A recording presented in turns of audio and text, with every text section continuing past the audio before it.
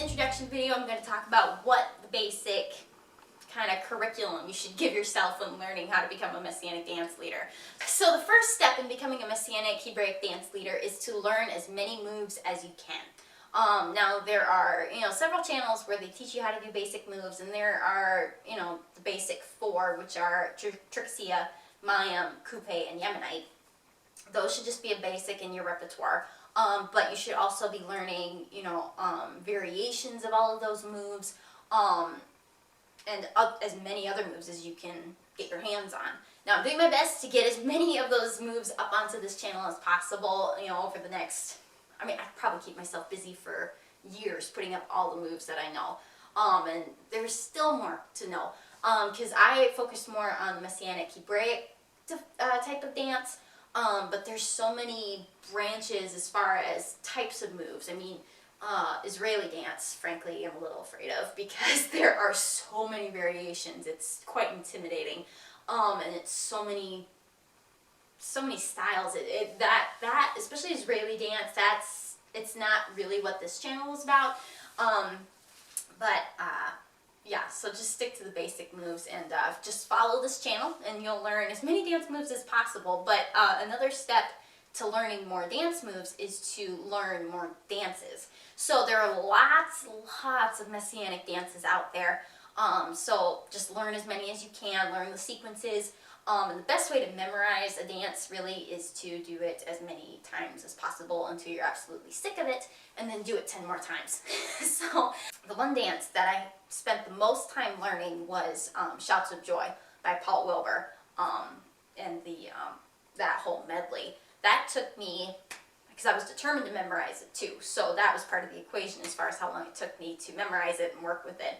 That took 3.5 hours to fully work through and to memorize, but once it was done, I knew it. My memory is pretty good, but if you want to really hammer down and get to know as many dances as possible, just keep adding to your repertoire. Once you know the dance, just make a mental checklist and write them all down. The third step is learn all about hand signals, because hand signals are crucial when it comes to leading dance. If you don't know hand signals and how to do it, the dance falls apart when you try to lead it. Alright, the fourth step is be prepared to fail. Be prepared to fail as a dance leader. If you don't fail, you're going to be perfect, and nobody's perfect. I've messed up several times, but another dance leader I worked with for years, she said, just keep smiling and no one will know the difference. And it was true. There would be times I would, be dancing and I'd freak out, and then, everyone else would freak out around me, but they wouldn't know why. But more often than not, if they don't know the choreography, they're relying on you. And don't be too intimidated by that. There were certain dances I was intimidated by. It's like, oh, I got all this pressure on me, what am I going to do? And there's still some dances I don't lead because of that. But you can pick and choose as the dance leader too. Don't be afraid to stick to songs that you're comfortable with and dances that you're comfortable with. And don't be afraid to tell people that either. It's like, if somebody questions you, well, why can't we do X, Y, Z? And it's like, well, I don't know that choreography yet, but I'd love to learn. Alright, so the next step in becoming a Messianic dance leader is to become really, really tight with your congregation leader and worship leader, and band leader. Because they're more often than not going to be choosing the songs either with CD, or the band is going to be creating their own. So be really tight with them, because if they are choosing the songs, you want to know ahead of time, and you don't want to be barraging them in the middle of the week before Shabbat or Sunday and just go, what songs are we doing? I'd like to know. If you're on a good term basis with them, that will go a lot smoother. Be prepared. That is the biggest thing when it comes to being a Messianic dance leader. If you are not prepared, you are going to fail. Obviously you don't want to fail, and you're probably going to fail anyway, but if you're prepared, if you know the song backwards and forwards, if you've listened to that song 1,000 times plus 10, you're going to be able to correct yourself on the dance floor. Because there are times where I knew the choreography before we went up and did the dance or whatever, and screamy kid, or whatever in the audience just gets my attention and I just lose my focus. But if you've listened to the song enough, which is another point, If you've listened to that song enough and you know that choreography well enough, you'll be able to jump right back in. So that's the biggest thing. When I'm choreographing anything, I always work with songs that I'm really, really familiar with. So like, you know, Paul Wilbur Dance With Me. I mean, obviously that choreography is very easy, but if you work with songs that you've listened to since you were a kid, or just for years, you know, it's easier to be prepared and feel more comfortable rather than like a song that you learned about or heard about that day, you know, or the day before, and it's, you know, it can be quite intimidating if you're not prepared. But, you know, have checklists for yourself as far as what songs you're going to be doing for that particular event. Now, as far as the last few points, as a dance leader, it's very hard not to let it go to your head, especially if you're the only dance leader in a congregation, or, you know, you're one of the, you know, one in the group, one in the leadership group. It's hard for that not to go to your head.